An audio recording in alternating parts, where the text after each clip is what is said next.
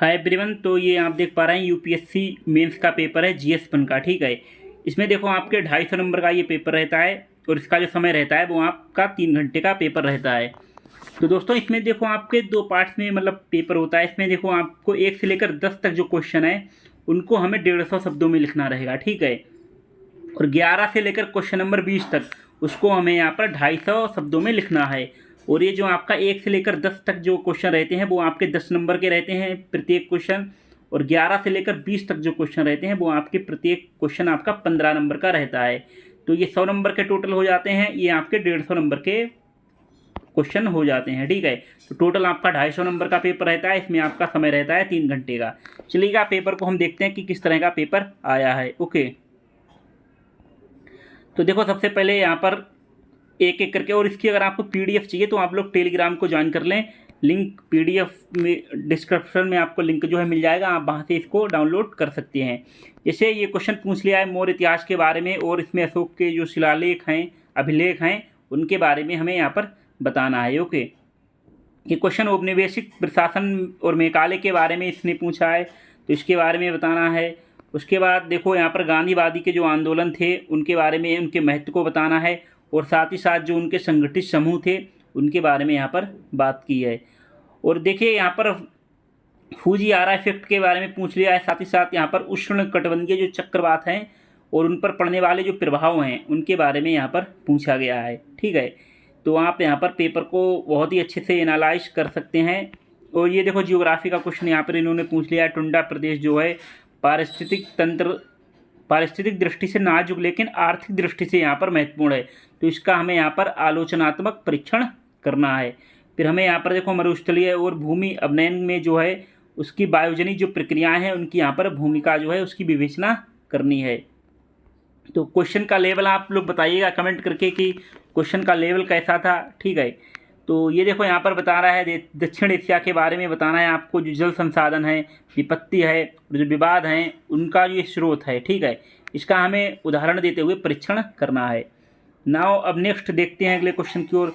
देखो ये भारतीय समाज का क्वेश्चन पूछ लिया इंडियन सोसाइटी का, कि सांप्रदायिकता और क्षेत्रवाद की जो चुनौतियाँ हैं उसके बावजूद भी जो है विविधता में एकता जो है भारत में देखने को मिलती है, तो इस पर हमें जो है टिप्पणी करना है। ठीक है, तो बताना है कि भारत में इतनी विविधताएं हैं उसके बाद भी भारत में इतनी एकता देखने को मिलती है, उसकी हमें यहाँ पर क्वालिटी विशेषताएं बतानी है। अब देखो अपंगता के बारे में इन्होंने पूछ लिया है, उसके हमें ढांचे की जो आवश्यकता है उसको यहाँ पर सिद्ध करना है। अभी आपका पूछ लिया इन्होंने कि क्या आप ऐसा सोचते हैं कि जो डिजिटल तकनीक है वो सामाजिक सशक्त को यहाँ पर बढ़ावा देती है, उसको हमें यहाँ पर उदाहरण के साथ बताना है। तो देखो ये आपके जो 1 से लेकर 10 तक क्वेश्चन थे ये आपके 150 शब्दों में लिखना था, और इसमें आपके प्रत्येक जो क्वेश्चन है वो आपका 10 नंबर का रहता है। अब ये आपके 11 से लेकर 20 तक जितने भी क्वेश्चन हैं ये आपके रहेंगे 250 शब्दों में। ठीक है, और इनका जो प्रत्येक क्वेश्चन है वो आपका 15 नंबर तक का रहेगा, तो 100 पहले वाले हो जाएंगे, 150 ये, तो टोटल आपके 250 नंबर का पेपर आता है। इसमें देखो इन्होंने पूछ लिया विजयनगर वास्तुकला के बारे में, उसमें यहाँ पर जो प्रथाएं हैं उनका उदाहरण प्रस्तुत करती हैं, उनके यहाँ पर हमें उदाहरण के साथ बताना है। फिर यहाँ पर देखो भारतीय राज्यों का जो भाषाई पुनर्गठन है वो नीचे से उठे जन दबाव द्वारा संचालित था। मतलब जो भारतीय राज्यों का जो गठन किया गया भाषाई आधार पर, तो उसके बारे में बताना है कि ये मुद्दा जो उठा था वो जन दबाव के द्वारा यहाँ पर उठा था, उस पर हमें यहाँ पर टिप्पणी करना है। फिर यहाँ पर इन्होंने देख लिया, यहाँ पर आप देखेंगे कि पूछा है भारत में योजनाबद्ध जो अर्थव्यवस्था का मॉडल अपनाया गया ताकि औपनिवेशिक शासन द्वारा छोड़े गए क्षेत्रीय असंतुलन है जो उनको यहाँ पर मिटाया जा सके, तो उसके बारे में हमें टिप्पणी करनी है। ठीक है, देखो यहाँ पर लू, चिनूक और फान हवाओं के बारे में पूछ लिया है, उनके क्षेत्र के बारे में बताना है, और उनके जो प्रभाव के आधार पर जो है उन पे हमें यहाँ पर तुलना करनी है, कंपेयर करनी है। ठीक है, तो ये हमें बताना है कि जो लू है, जैसा कि आपको पता है लू के बारे में, तो उन सब के बारे में हमें यहाँ पर तुलना करके बताना होगा। ओके, अब जैसे यहाँ पर फिर इन्होंने पूछ लिया है भारत में जलवायु अनुकूल जो है उसको कृषि एवं खाद्य सुरक्षा को हासिल करने में उसकी जो है भूमिका है, उसका हमें यहाँ पर विश्लेषण करना है।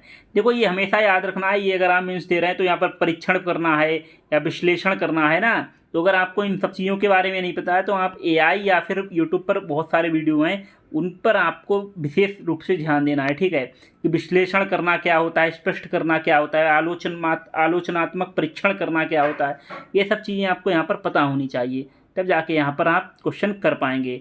जैसे क्या शहरों में जो है वो जाति है वो यहाँ पर लुप्त हो रही है, धीरे धीरे समाप्त हो रही है। उसको हमें यहाँ पर उदाहरण के साथ बताना है कि आखिर शहरों में जो जातियाँ ख़त्म हो रही हैं, लुप्त हो रही हैं, उसका रीज़न क्या है। ठीक है, वो सब चीज़ें हैं। तो ये आप देख सकते हैं। बाकी इन्होंने देखो बताया है सामाजिक, राजनीतिक, आर्थिक और सांस्कृतिक क्षेत्रों के संदर्भ में बताना है कि भारतीय युवाओं पर जो है वैश्वीकरण के प्रभाव का मूल्यांकन भी हमें करना है। तो दोस्तों ये हमारे 2026 का जो GS1 का पेपर था उसके बारे में हमने यहाँ पर बात की।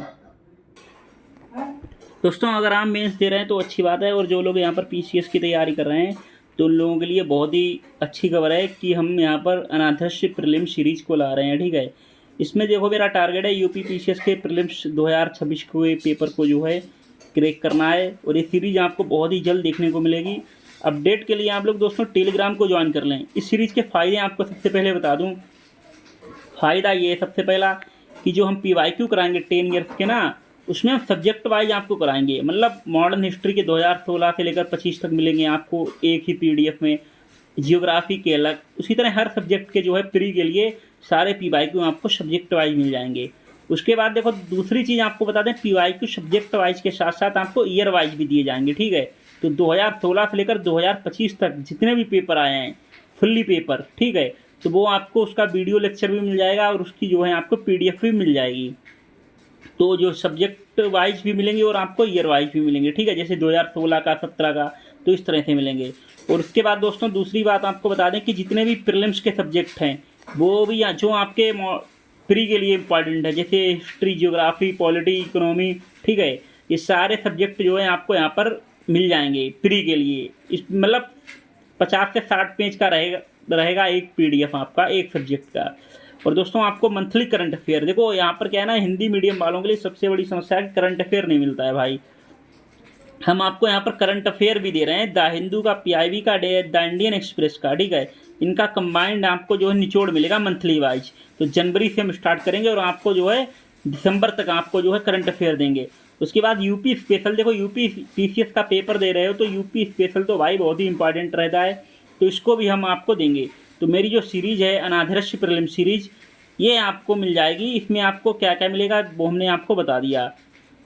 क्या प्राइस रहेगा ये सब देखो दोस्तों, प्राइस लगभग बहुत ही कम रहेगा, सच बता रहा हूँ। और पहले 100 लोगों के लिए फ्री रहेगा, जो भी पहले 100 छात्र रहेंगे, स्टूडेंट रहेंगे, उनके लिए फ्री रहेगा। तो अपडेट के लिए आप लोग टेलीग्राम को ज्वाइन कर लें भाई, क्योंकि उसी में जो है सबसे पहले डाला जाएगा, पहले 100 लोगों को उन्हीं को पता लगेगा। ठीक है, तो 100 लोगों के लिए बिल्कुल फ्री रहेगा। कैसे क्या ज्वाइन करना है सब टेलीग्राम पे बता दिया जाएगा। ठीक है दोस्तों, बाकी मिलते हैं नेक्स्ट वीडियो में। बाय बाय, टेक केयर, जय हिंद।